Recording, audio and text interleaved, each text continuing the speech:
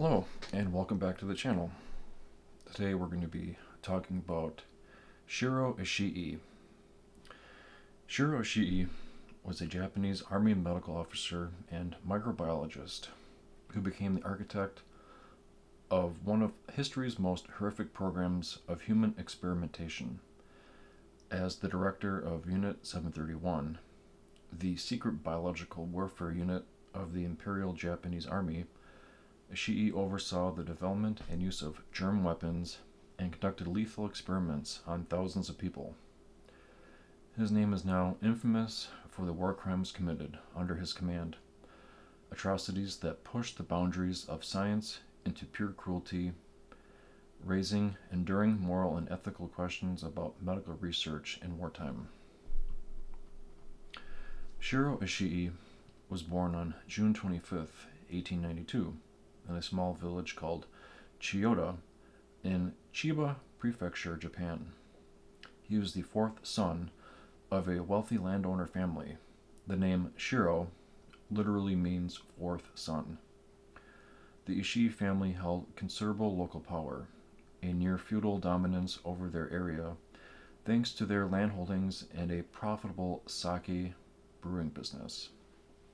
Growing up in a privileged, young Shirō was known to be an intelligent but arrogant and brash child.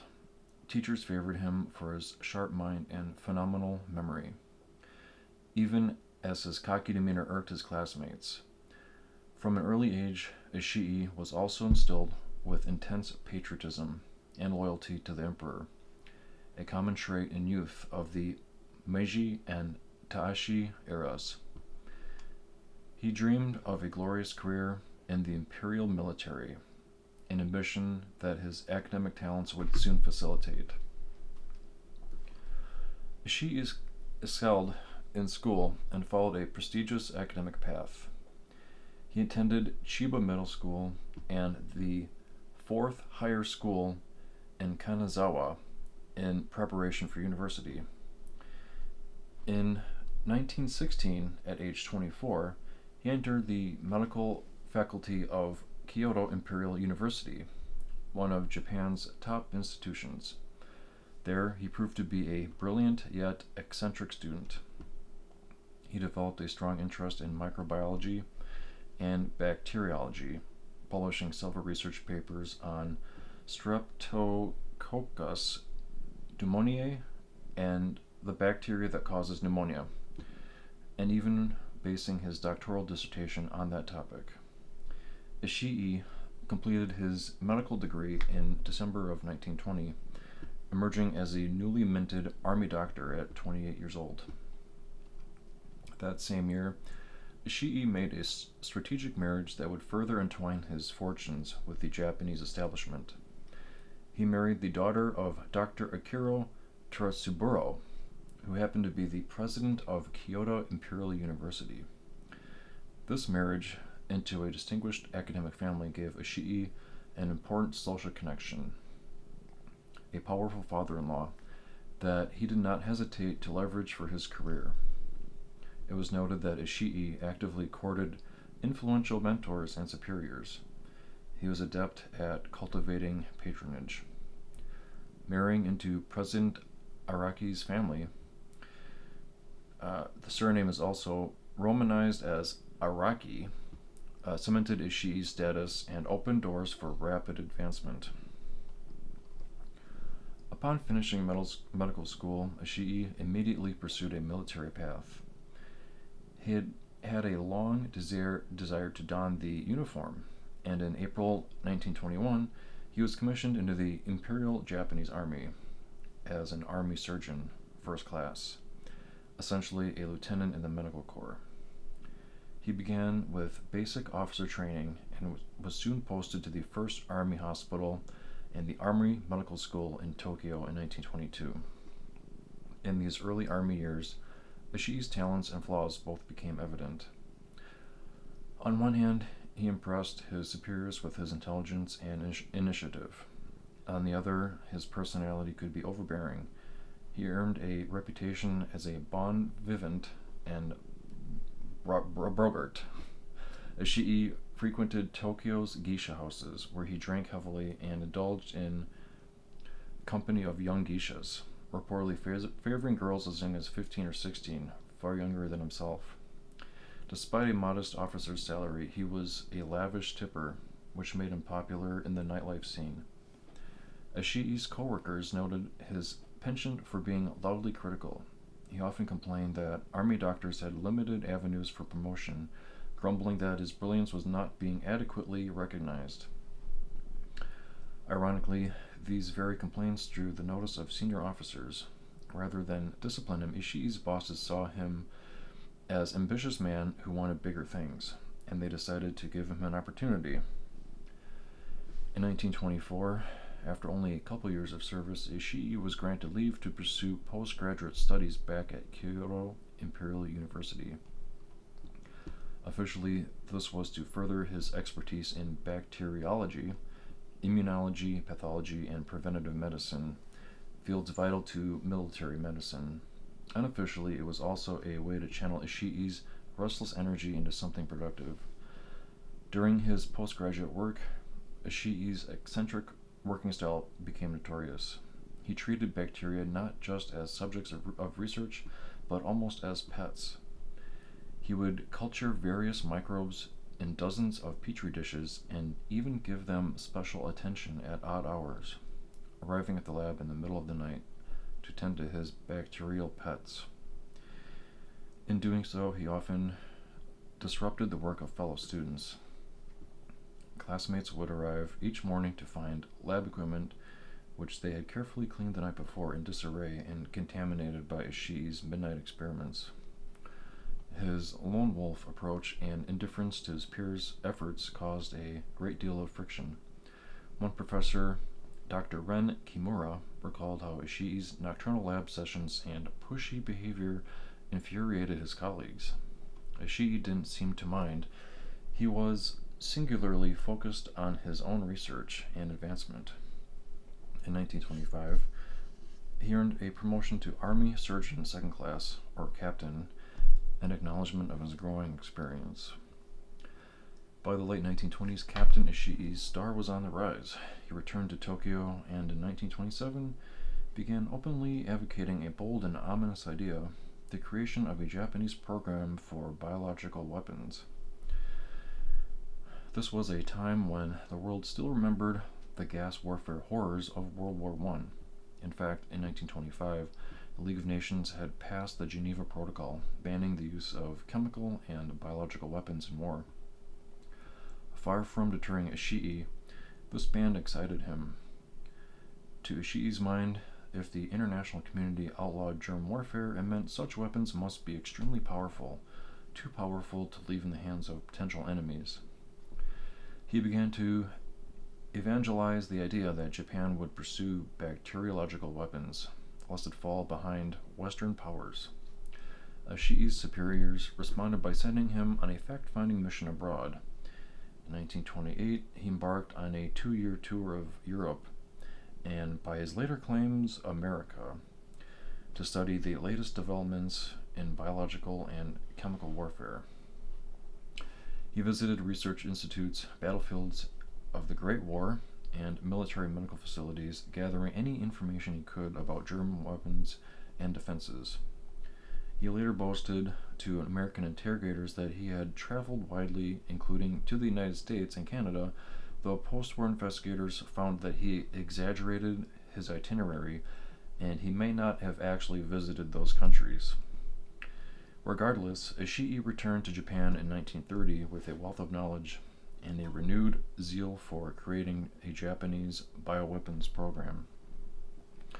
His timing was advantageous. The Imperial Japanese Army in the early 1930s was dominated by ultra-nationalist thinkers and ambitious militarists. Ishii's proposals found receptive ears among top brass. He managed to win the patronage of high-ranking figures such as General Seito Araki, the Army Minister, and Major General Tetsuzan Nagata. These two influential officers were political rivals within the army, yet both saw promise in Ishii's ideas and supported him. a testament to Ishii's persuasive skills. With their backing, Ishii gained funding and freedom to explore germ warfare research. In January of 1931, he was promoted to senior Army Surgeon, 3rd class, equivalent to Major. During this period, Ishii's personal style continued to stand out. Those who worked with him described him as energetic, bold, and somewhat unorthodox. He cultivated an image of passionate loyalty to the emperor, Hirohito, often invoking the emperor's name and Japan's divine destiny as justification for his work. At the same time, Ishii indulged in vices freely. He became known for drinking heavily and womanizing, and there were even instances of him misappropriating funds, yet his superiors largely turned a blind eye. Ishii's nationalism was fierce, and he leveraged it to pry resources from the army. He argued that his research could secure the empire's future. This mix of technical brilliance and blatant self-promotion and political astuteness rapidly elevated Ishii's influence. By 1932, he was ready to put his theories into action, and world events provided the perfect stage. In 1931, Japan seized Manchuria in northeast China and established the puppet state of Manchukuo. This occupation gave Ishii a vast, remote territory where he could implement his clandestine research away from prying eyes and inconvenient laws.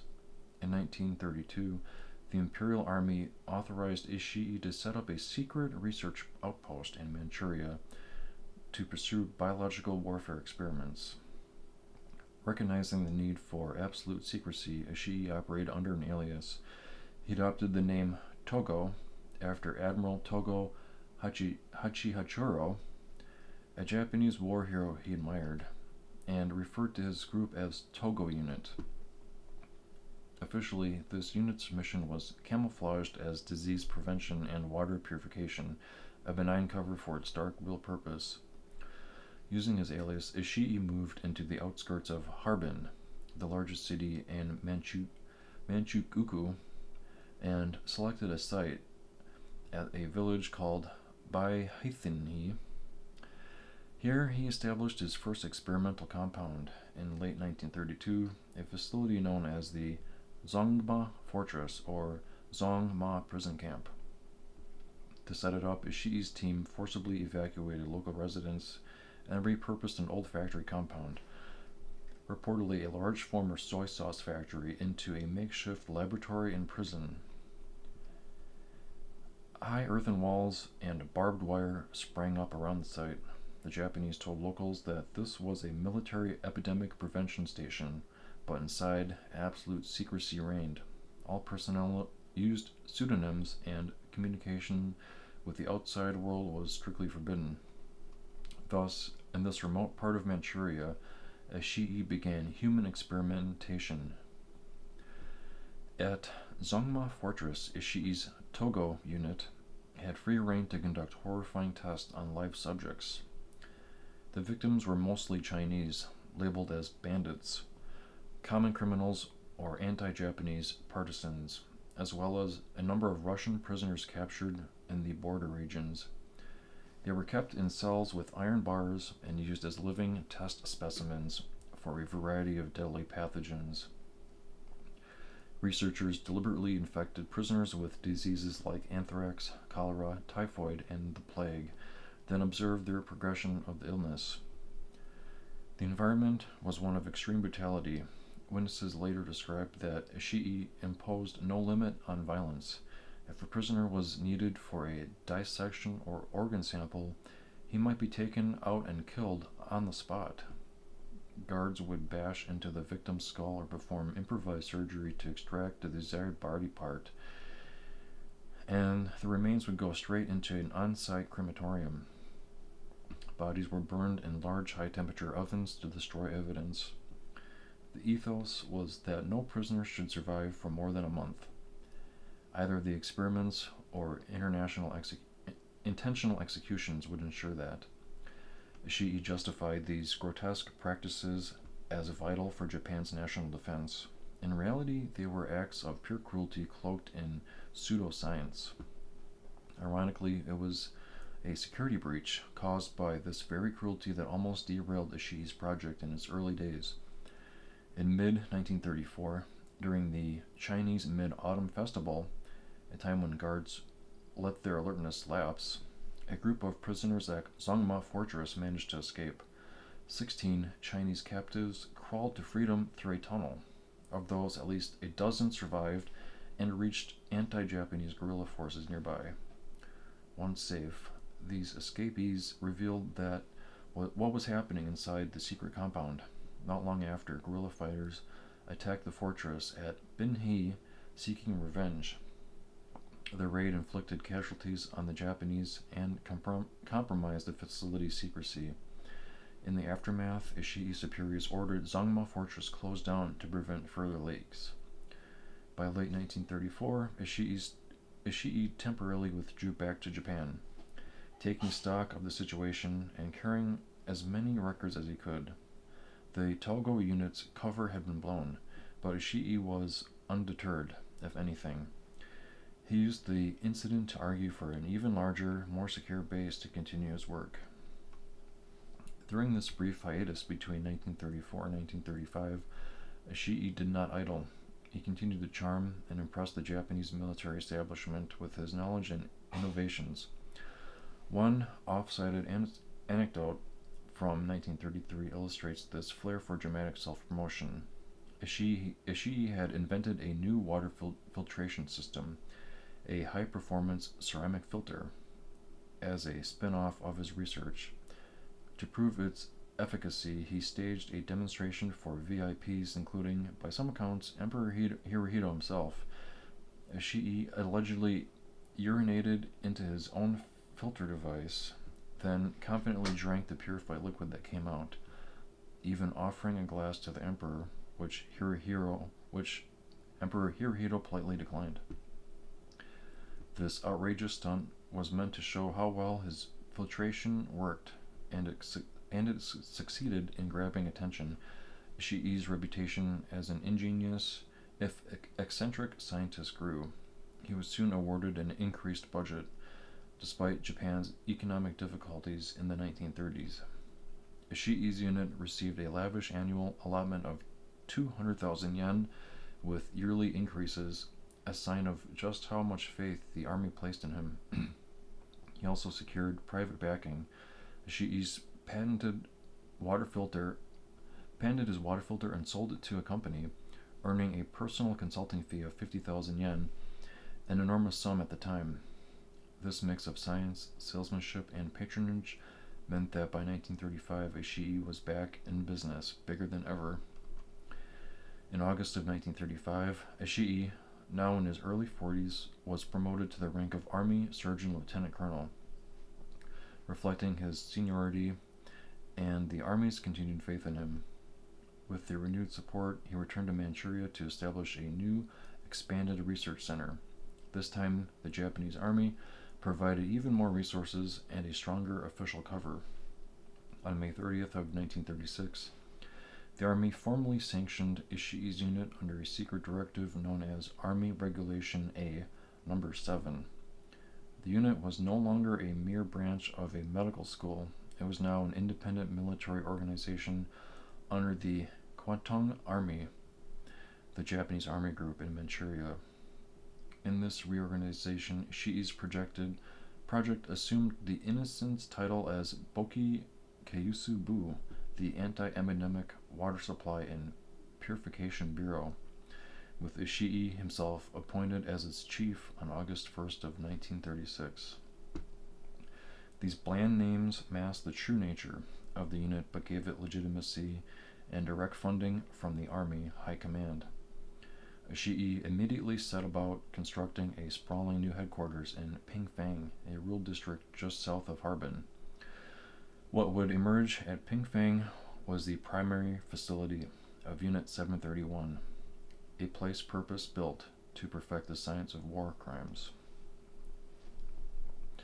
Between 1936 and 1940, Ishii oversaw the building of a massive complex in Pingfang, that would serve as the heart of Japan's biological warfare program.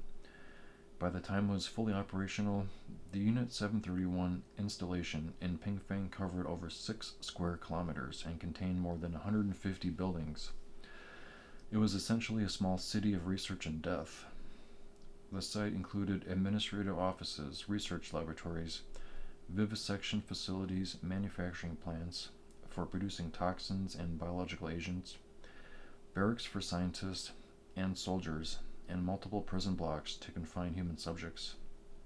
There were also crematoria to dispose of bodies, specifically designed refrigerators for storage and pathogens, and even an airfield and rail spur to ship supplies, or to load bombs filled with deadly germs. To the outside world, all of this was presented under a front. It was described as the Epidemic Prevention and Water Purification Department of the Kwatong Army, a public health initiative. Locals in Harbin were told that a lumber mill and a water filter plant were being built. In fact, the staff even jokingly referred to the prisoners as logs to reinforce the cover story. But behind the guarded walls of Pingfang, Ishii had created the ultimate playground for unethical science. Unit 731 at Pingfang grew to extraordinary scale. At its peak, it employed approximately 3,000 personnel, including doctors, surgeons, nurses, biologists, chemists, engineers, and soldiers. These were some of the brightest, if morally compromised, minds Japan could recruit. Many handpicked Ishii from universities and military medical colleges. The organization was divided into various sub-units, each with a specific research focus: bacteriological research, field testing, weaponization of pathogens, production of bacteria, and so on. For example, one division worked on plague and disease cultivation, another on frostbite and psychological tests, another on chemical weapons and poison gases. There was even a staff veterinary unit because some experiments were done on animals and because plague-infected fleas were bred using rats. Strict military discipline and secrecy protocols governed the site. New recruits were often sworn to secrecy under threat of death. Communication with outsiders was tightly controlled. The Japanese army went to great lengths to ensure the project remained hidden throughout the war. Inside the barbed wire perimeter of Pingfang, the scene defied any notion of medical ethics. No one held at Unit 731 left alive. Over the years of operation, thousands of men, women, and children would be systematically murdered for the sake of experimental data. Prisoners came from many backgrounds. The majority were Chinese, civilians from occupied territories, or prisoners of war, including anti-Japanese resistance fighters. A significant number of Soviet citizens, mostly from areas bordering Manchuria or captured during skirmishes, were also used. Koreans and Mongolians under Japanese rule were caught up in the dragnet as well. There are accounts that Unit 731 also obtained a handful of Allied POWs, for instance, captured Americans or Britons from other theaters, to experiment on, though Chinese and Russians were by far the most numerous victims. Disturbingly, the victims include not only adult men but women, including pregnant women and children. Entire families, in some cases. The prisoners were generally kept in cells, poorly fed, and periodically subjected to extreme experiments until they died, after which their bodies were dissected or cremated. The scientists and guards referred to these hapless people only as logs to dehumanize them. No documentation on any prisoner even being liberated or escaping exists. Unit 731 had a policy of leaving no survivors. Under Ishii's leadership, Unit 731 conducted a staggering array of human experiments. each more atrocious than the last. The guiding goal was to push the limits of human endurance, to understand how various deadly agents and conditions affected the human body, and ultimately to harness the knowledge for weapons of war. Ostensibly, Ishii framed some work as defensive, finding cures or vaccines, but overwhelmingly the thrust was offensive, to develop and refine biological weapons and other means of killing. The experiments at Unit 731 can only be described as torture masquerading as science. One core area of experimentation was the deliberate infection of prisoners with lethal pathogens. Doctors would culture bacteria and viruses that cause diseases such as bubonic plague, anthrax, cholera, typhoid, dysentery, tuberculosis, smallpox, and many more. Healthy prisoners would then be exposed to these agents in various ways, forced to eat contaminated food, injected with cultures directly, or made to breathe infectious aerosols. The progression of the disease would be carefully monitored. Daily fevers, vomiting, diarrhea, bleeding, until the subjects were near death. In many cases, the victim would then be vivisected. Vivisection meaning surgery on a living being without anesthesia, was a common practice at Unit 731. Ishii's doctors wanted to examine organs while the patient was still alive and the disease was active, to see the internal effects before post-mortem decay set in. Countless prisoners, often referred to their captors as monkeys, in lab reports were cut open alive for the purpose. According to later testimony, these vivisections were done with the subject fully conscious. No anesthetic was given, lest it interfere with the results. Victims, including women and children, would have organs removed, blood vessels tied off, or limbs amputated in the name of experimental observation. Unsurprisingly, death always followed. If the patient wasn't already dying from the disease, one witness recalled that some prisoners infected with the plague and then dissected still had beating hearts as they were opened up. Another gruesome category of experiments was on physical trauma and treatment, often to study battlefield injuries or survival techniques. For instance, frostbite experiments became infamous. A Unit 731 physiologist named Yoshimura Hazito had a particular interest in hypothermia.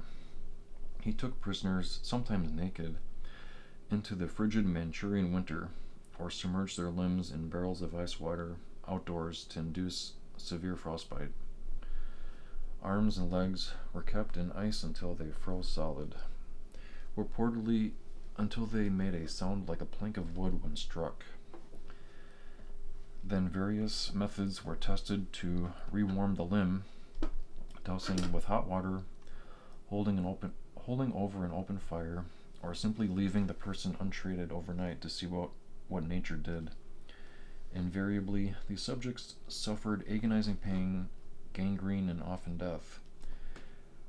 However, the researchers did conclude through these brutal trials that the best treatment for frostbite was a gradual warming in water slightly above body temperature, a finding that ironically has real medical value, though it was obtained at a terrible human cost.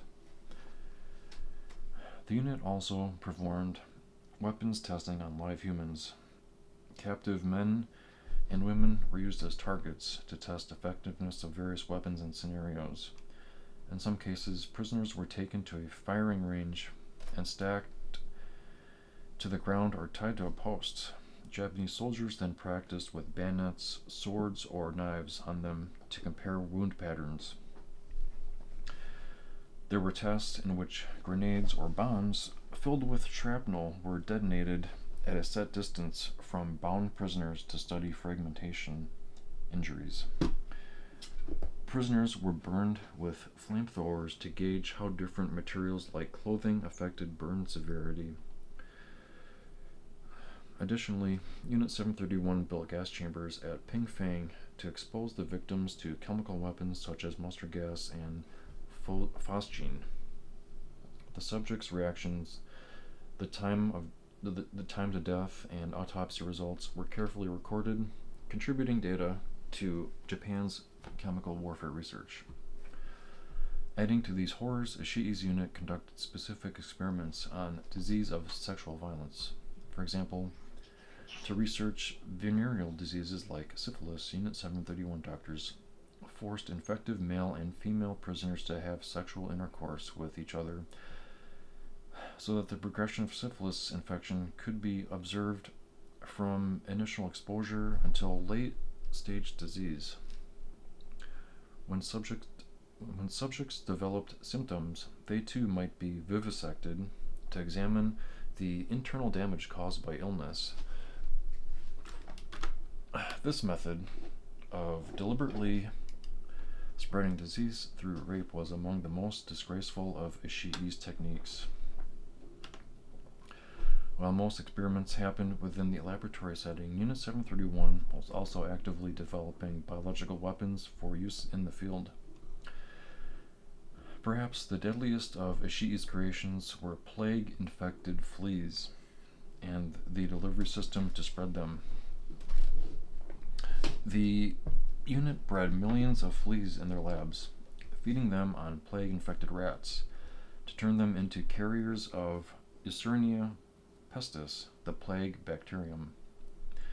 They then devised bombs, including ceramic bomblets, that could be filled with fleas or bacteria slurry and dropped from airplanes. In 1940, Unit 731 conducted field tests of these plague bombs. For instance, in Ningbo, a city in Chinese Zhejiang province, and Changde in Hunan, Japanese aircraft dropped bombs filled with plague fleas, grain, or cotton padding tainted with germs. These attacks caused outbreaks of bubonic plague and other diseases among the Chinese civilian population. Outbreaks from these actions were confirmed by later investigations, and they resulted in numerous deaths and terrorized communities. Additionally, Unit 731 and its sister units poisoned wells and rivers with typhoid, cholera, and dysentery bacteria, and spread contaminated food supplies in areas of China not under Japanese control. The goal was to cause epidemics that would weaken the enemy's ability to resist. In some cases, Japanese troops even carried porcelain shells filled with typhoid and dumped them into rivers near Soviet frontline positions during battles, such as the Nomen-Khanhin-Gol conflict in 1939. Ishii was candid about the perversity of his work. At a ceremony in 1940 to mark the completion of the Pingfang facility, Ishii, by then one of the unit's commanding officers, addressed his gathered staff and made it clear that their mission ran counter to every principle of medicine. A doctor's God-given mission is to cure disease and save lives, he told them, but the work upon which we are now about to embark is the complete opposite of these principles. In Ishii's view, defeating Japan's enemies justified any means, even turning healing knowledge into weapons of genocide. Throughout the late 1930s and into World War II, Ishii's power and influence only grew, as did the body count of the victims. He had started as a relatively low-ranking officer, but thanks to steady promotions, he moved up the hierarchy of the Army Medical Service. In March 1938, Ishii was promoted to colonel. In March 1941, as Japan was preparing for a wider war in the Pacific, he reached the rank of Assistant Surgeon General, which is equivalent to Major General. Finally, in the spring of 1945, Ishii attained the rank of Surgeon General, the highest medical rank in the Army, equivalent to a Lieutenant General. By that point, he was not just running Unit 731, but was also chief of the Army's medical section for the First Army, and had enormous clout in military research and development matters. Emperor Hirohito himself awarded Ishii a Special Service Medal for his contributions, a chilling tribute to the effectiveness of Ishii's work in the eyes of the empire. It is difficult to overstate the devastation wrought by Ishii's program. Within the barbed wires of Unit 731 and its satellite units, such as Unit 1644 in Nanjing and Unit 100 in Changchun, thousands of prisoners were exterminated through experimentation. Conservative estimates suggest at least 3,000 to 5,000 died at Pingfang alone, but some historians put the toll of Unit 731's internal experiments as high as 10 to 12,000 victims. And beyond the labs, the biological weapons development by Ishii's unit exacted an even greater toll on the Chinese population. Plague, cholera, and other outbreaks unleashed by the Japanese germ war are estimated to have killed around 200,000 to 300,000 people in China by the end of World War II.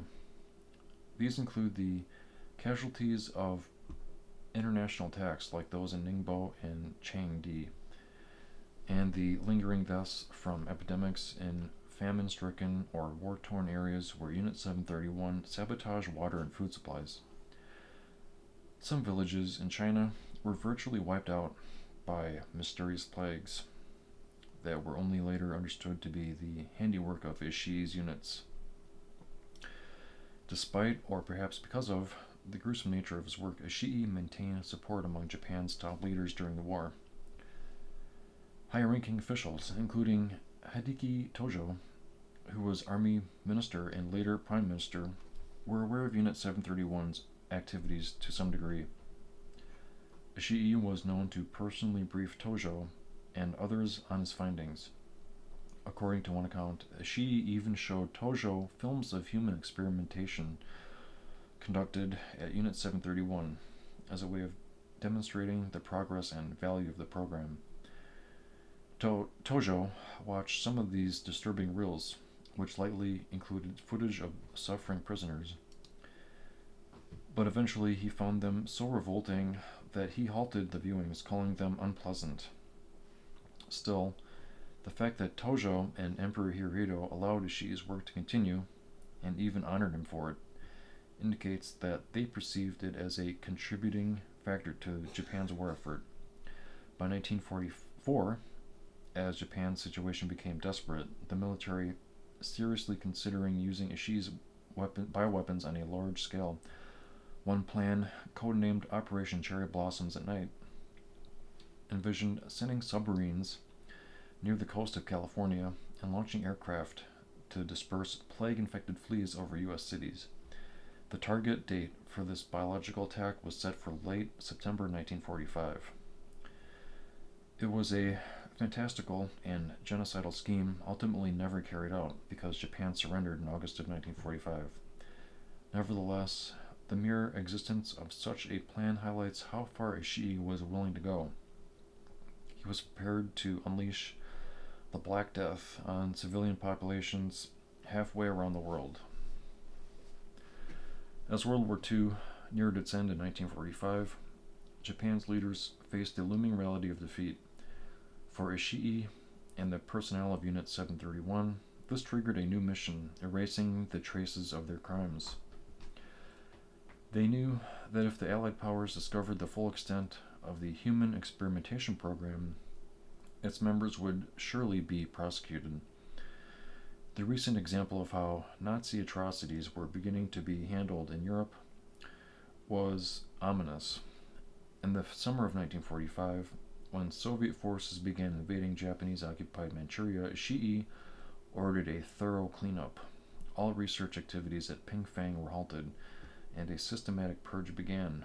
Thousands of pages of records were burned or concealed. Specimens of bacteria were destroyed or dumped. The remaining captive prisoners, the last batch of logs, were not freed. Instead, Ishii gave them grim directive that all surviving test subjects were to be executed to eliminate any witnesses. Approximately 150 men, women, and children still imprisoned at Pingfang were summarily killed either by poisoning, gassing, shooting, or being bayoneted, and their bodies quickly cremated. On August 9th of 1945, the Soviet Red Army launched a massive offensive into Manchuria. Within days, they overran the region. Ishii, realizing that the end was at hand, implemented a scorched earth policy for Unit 731.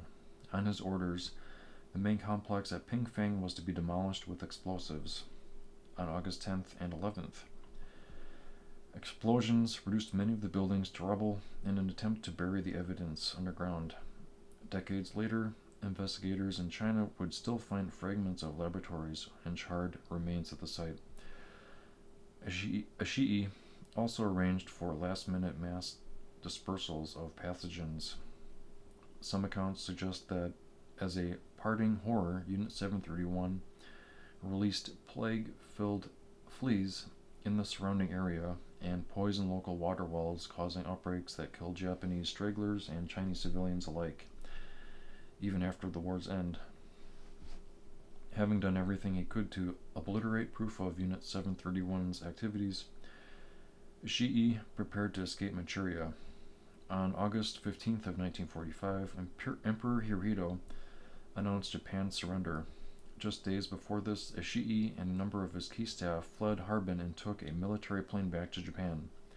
Ishii carried with him whatever he could, likely some research notes or microfilms of data, but he left behind a thoroughly ransacked facility.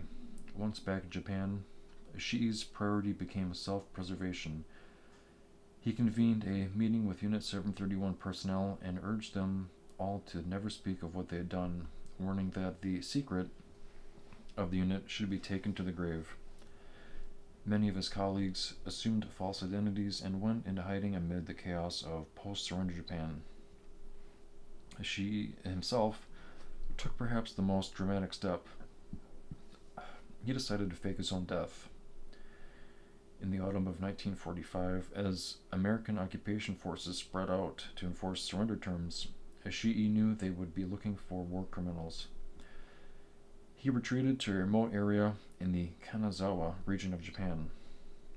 There, with the help from his family and presumably some remaining loyal contacts, he staged a funeral for General Ishii Shirō.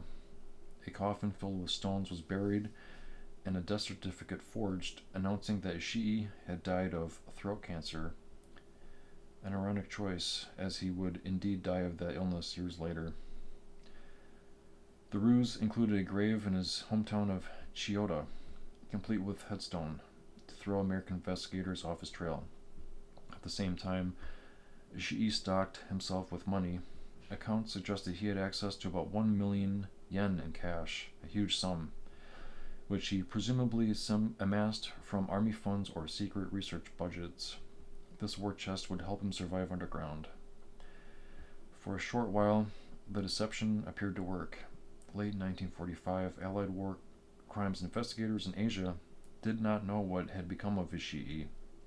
The Soviets, who had captured some Unit 731 personnel in Manchuria, were aware of Ishii's significance and defiantly wanted to catch him. The Americans also had inklings that a Dr. Ishii had headed Japan's germ warfare program.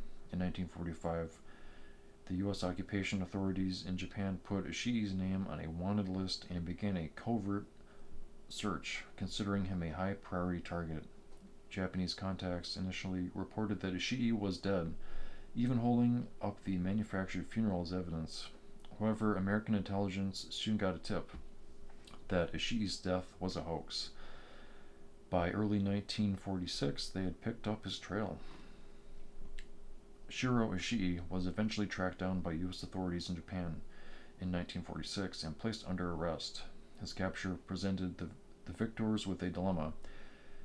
By all moral and legal rights, Ishii should have been treated as a war criminal. The vivisections, torture, and germ warfare were grave breaches of international law and humanity. The Soviet Union was especially vocal in demanding that Ishii and his colleagues be held accountable. In fact, in late 1946, the Soviets indicated their intent to try several captured Unit 731 members in their jurisdiction, which they eventually did in 1949.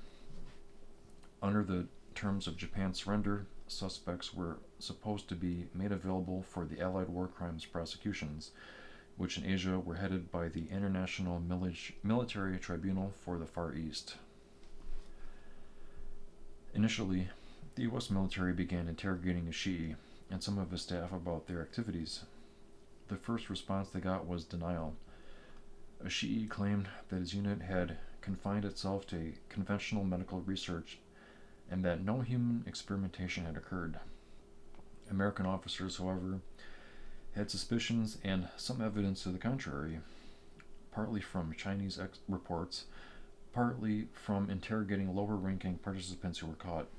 Moreover, they knew that Soviets were aggressively investigating the germ warfare program. As the Cold War seeds were being planted, American intelligence had a strong interest in denying the Soviet Union any access to Japan's scientific expertise. Ishii quickly grasped this geopolitical undercurrent. Faced with possible extradition to the Soviets, which he must have feared given Soviet interrogation methods and the likelihood of death sentence in a Soviet trial, Ishii made a bold proposition to the Americans. He would tell them everything, and the details of Japan's biological weapons program and the data derived from human experiments, if the U.S. would grant him and his colleagues immunity from prosecution. It was an astonishing bargain from a man responsible for unspeakable atrocities. But to some in the U.S. command, it was a tempting offer. In mid-1946, American officers at Camp Detrick, the center of U.S. biological weapons research, and in General Douglas MacArthur's headquarters began discussing the value of Ishii's information. U.S. intelligence reports from that time, later declassified, reveal that American bioweapons experts considered the Japanese data absolutely invaluable, noting grimly that it could never have been obtained in the United States because of scruples attached to the experiments in humans. In other words, Ishii's crimes had produced results that American scientists felt might have advanced their own understanding of germ warfare. This utilitarian calculus led to a secret policy decision to give Ishii what he wanted. In May of 1947, cable to Washington, General MacArthur recommended offering immunity to Ishii and his team in exchange for their full cooperation, explicitly stating that information would be kept in intelligence channels and not used in war crimes trials. Washington approved. By 1948, as the main Tokyo War Crimes Tribunal was wrapping up, Ishii and dozens of Unit 731 officials were quietly granted immunity from prosecution. This deal was highly classified and excluded the other Allied nations. The Soviet Union was furious when it later learned that the U.S. had shielded Ishii. The Soviets had to settle for trying a handful of more junior Unit 731 personnel they had captured. In December of 1949, the Khabarovsk war crimes trials in the USSR sent in 12 Japanese, including some of Ishii's closest associates, to prison for germ warfare. And those proceedings publicly revealed details of Unit 731's activities. But in the West, knowledge of Ishii's crimes were suppressed for decades. True to the agreement, no mention of biological warfare or Unit 731 was made at the Tokyo trials in 1946 through 1948. Ishii's name was conspicuously absent from the list of indicted war criminals, and it remained largely unknown outside of certain circles. In return for immunity, Ishii provided the U.S. with its research findings. throughout 1946 and 1947, he had some of his former Unit 731 colleagues prepared reports and gave lectures to American military scientists. The Americans collected data on topics such as human susceptibility to various diseases, effectiveness of different bioweapons, and autopsy results from the experiments. Ironically and tragically, the acquired data proved to have little practical scientific value in the long run. Many of Ishii's experiments were not rigorously scientific or were duplicative of known medical knowledge.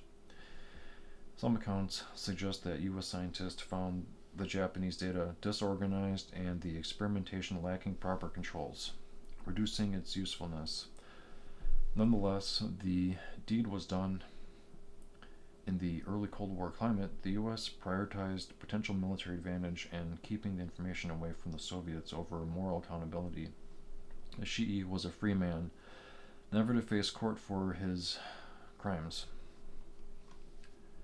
After securing immunity, Ishii lived out the remainder of his life under surprisingly low-profile circumstances.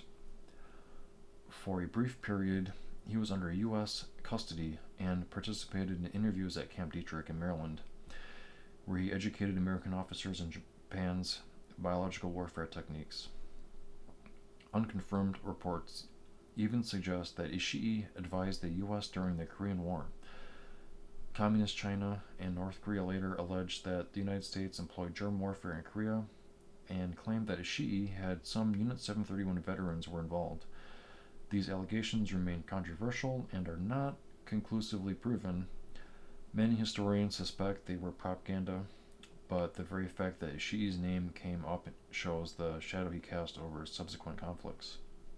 By the mid-1950s, with the Korean War over, Ishii returned to Japan for good.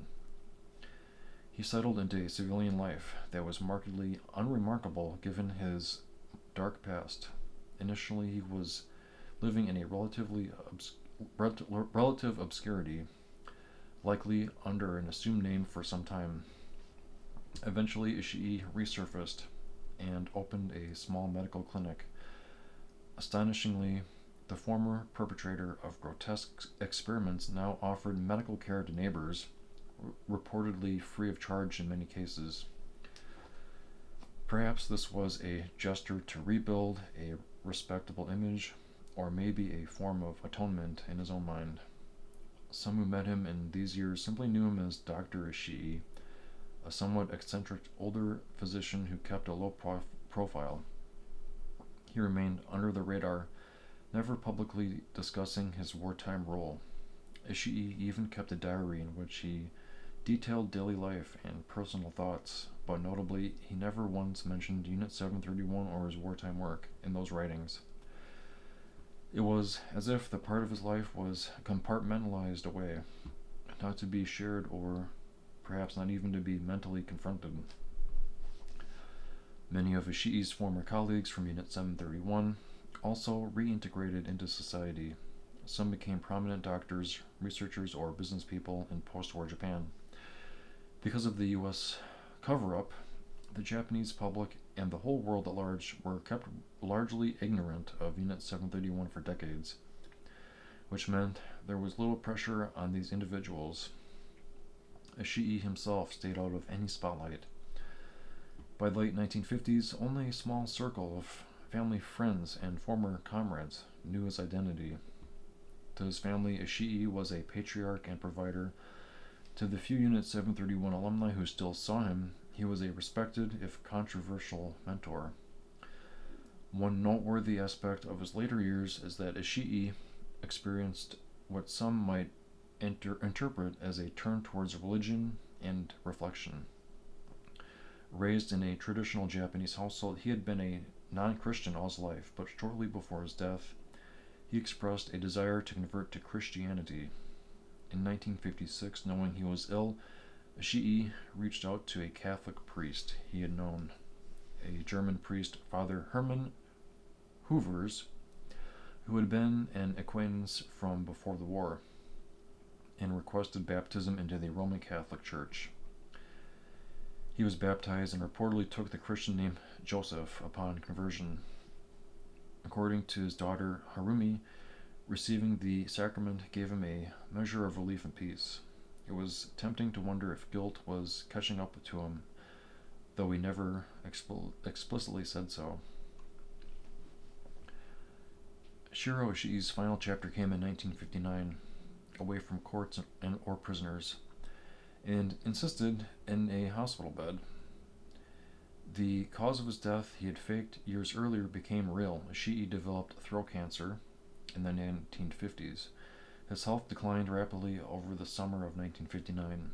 In a twist of fate, the disease robbed him of his voice after surgery to remove his tumor. Ishii could no longer speak, communicating only in writing during his last weeks.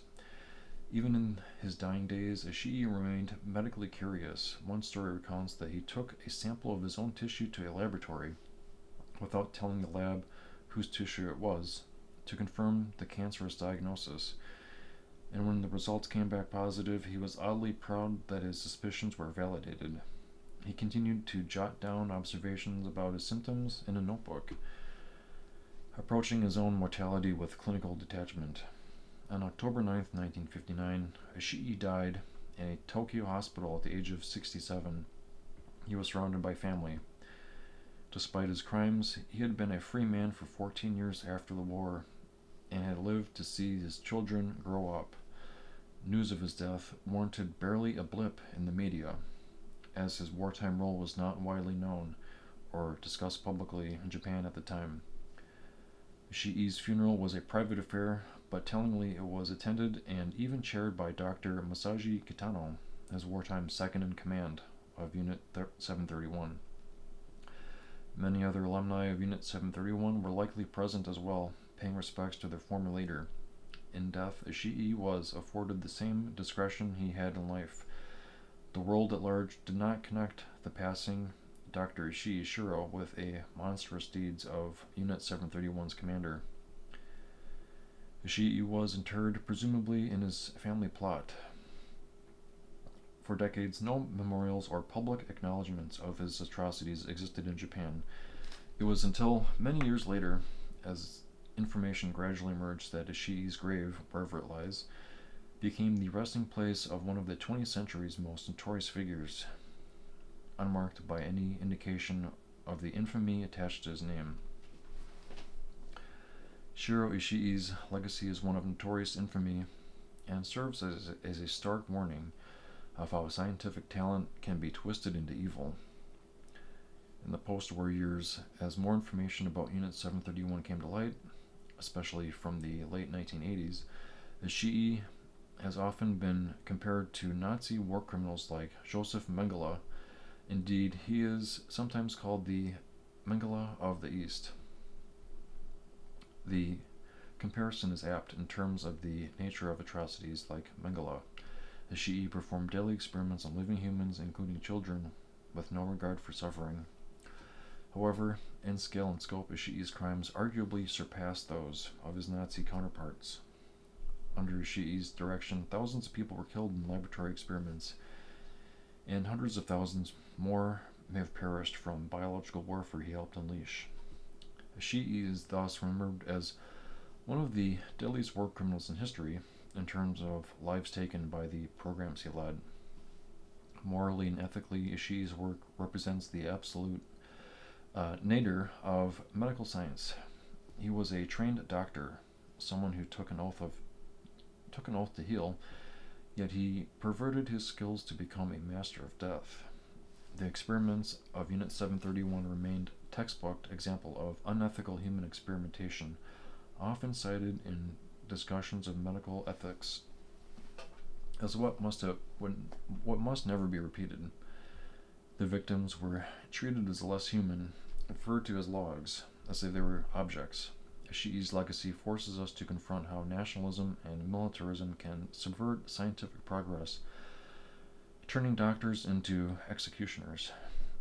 The data Ishii gathered, purchased at the cost of an immense human suffering, provided little real benefit to humanity.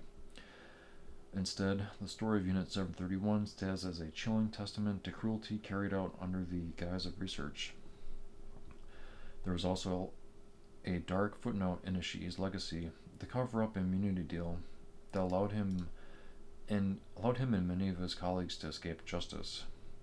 This aspect has significantly shaped historical perception of the post-war period, when it was eventually revealed that the United States granted immunity to Ishii in exchange for his cooperation. It casts a long shadow on the integrity of war crimes prosecutions. Many historians and commentators have argued that this deal was a grave injustice to Ishii's victims. Essentially, one of the worst offenders of World War II walked free, and the full truth was suppressed for strategic gain. The U.S. Truman administration's concealment of Unit 731's crimes, even going so far as to secretly pay stipends to former Unit 731 staff for their assistance, has been condemned as a moral compromise that undermined the very principles the Allies had championed in defeating fascism. Indeed, when information on Unit 731 eventually became public, it not only shocked the world but also tarnished the post-war record, revealing that Cold War priorities had trumped justice. In Japan, had Unit 731 remained relatively obscure in public discourse until 1980s and 90s, when a combination of survivors' testimonies, document classifications, and persistent efforts by journalists and historians began bringing the truth to light. Chinese survivors and descendants of victims had since sought recognition and apologies. In 2002, a group of Chinese plaintiffs brought a case to a Tokyo court seeking acknowledgement of the germ warfare program. The Tokyo District Court in 2002 formally recognized that the Imperial Japanese Army had engaged in biological warfare, including Unit 731's activities, and caused widespread harm. This was a significant, though largely symbolic, acknowledgement, as the court rejected claims for compensation. Nevertheless, it marked an official admission decades later of what Ishii had done. Today, there is a museum in Harbin, China, the Unit 731 War Crimes Museum, at the site of the former compound, preserving the evidence of Ishii's atrocities and educating the public about his dark chapter. Shirō Ishii's life and actions leave an uncomfortable but crucial lesson. It demonstrates how easily the veil of war can turn doctors into destroyers, and how appeals to nationalism or higher causes can erode basic humanity. His evasion of accountability also reminds us that justice is not always served, and political expediency can overwrite moral duty, a fact that continues to trouble historians and ethicists. In the end, Ishii died a free man, but his legacy is universally condemned. He is best known as the mastermind of Unit 731's horrors, and his name is synonymous with some of the worst war crimes committed in Asia. The story of Shirō Ishii stands as a somber warning of the potential for human cruelty under the cloak of science, and the importance of ethical standards in research. It challenges future generations to remember the victims of Unit 731 and to strive for a world where such crimes can never be repeated or hidden away. History's verdict on Shirō Ishii is one of unmitigated reprehension, a talented mind that chose a path of monstrosity, leaving behind a legacy of suffering that the world is still struggling to reckon with.